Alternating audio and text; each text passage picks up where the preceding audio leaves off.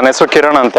ನಾನು ಲಾಸ್ಟ್ 1 ತಿಂಗಳು 2 ತಿಂಗಳಿಂದ ರಾಘವೇಂದ್ರ ಸ್ವಾಮಿಗೆ ಒಬ್ಬರು ಈ ರೀತಿ ನೀವು ಪೂಜೆ ಮಾಡಬೇಕು, ನಡ್ಕೊಬೇಕು ಅಂತ ಅಂದರು. ಆ ರೀತಿ ನಡ್ಕೊಳಕ್ಕೆ ಶುರು ಮಾಡಿ 1 ವಾರದಲ್ಲೇ ನಂದು ವೀಸಾ ಸ್ಟ್ಯಾಂಪಿಂಗ್ ಆಯಿತು.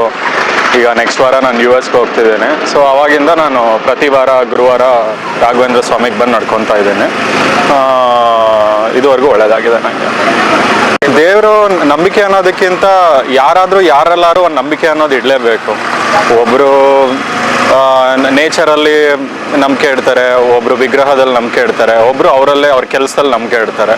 ಎಲ್ಲ ರೀತಿಯೂ ನಂಬಿಕೆ ಇಡ್ಬೋದು. ಬಟ್ ಯಾರಿಗೆ ಯಾವುದ್ರಲ್ಲಿ ಕಂಫರ್ಟಬಲ್ ಇರುತ್ತೆ ಅವ್ರು ಅದ್ರಲ್ಲಿ ನಂಬಿಕೆ ಇಟ್ಬಿಟ್ಟು ಬಿಲೀವ್ ಮಾಡಿದ್ರೆ ಹಾಗೆ ಆಗುತ್ತೆ. ಸೊ ನಾನು ಇದ್ರಲ್ಲಿ ನಂಬಿಕೆ ಇಟ್ಟಿದ್ದೀನಿ, ನನಗಾಗಿದೆ. ಸೊ ಹಾಗಾಗಿ ನಾನು ಅದನ್ನು ಕಂಟಿನ್ಯೂ ಮಾಡ್ತಾ ಇದ್ದೀನಿ. ಖಂಡಿತ ಇದೆ. ನಾನು ಲಾ ಆಫ್ ಯೂನಿವರ್ಸ್ ಅಂತ ಇದೆ. Whatever you put outside in the universe it will manifest.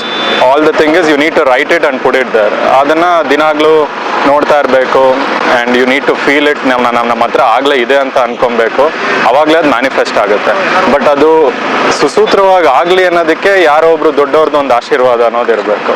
So ನಾನು ಈ ರಾಘವೇಂದ್ರ ಸ್ವಾಮಿ ಅವರನ್ನ ನಡ್ಕೊಳಕ್ಕೆ ಶುರು ಮಾಡಿದಾಗಿಂದ ಒಂದು ಮನೋಬಲ ಬಂದಿದೆ, ಒಂದು ಧೈರ್ಯ ಬಂದಿದೆ. ಹಾಗಾಗಿ ಅದನ್ನು ಕಂಟಿನ್ಯೂ ಮಾಡ್ತಾ ಬರ್ತಾ ಇದ್ದೇನೆ.